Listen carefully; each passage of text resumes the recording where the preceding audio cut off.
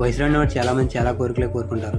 ప్రపంచంలోనే తనకంటూ ఒక ఉత్తమమైన గుర్తింపు ఉండాలనుకుంటారు. కానీ వయసు పెరిగే కొలది ఆ విషయాన్ని పక్కన పెట్టి ఇంకా ఈ వయసులో నేను చేస్తాను అనుకుంటారు. కానీ 97 ఏళ్ల వయసులో పారాగ్లైడింగ్ చేసి కేవలం వయసు అనేది ఒక సంఖ్య కానీ సాహసానికి అడ్డు కాదని ప్రపంచానికి తెలియజేసిన అజయ్ గారి విలువ ఎంతమంది తెలుసు.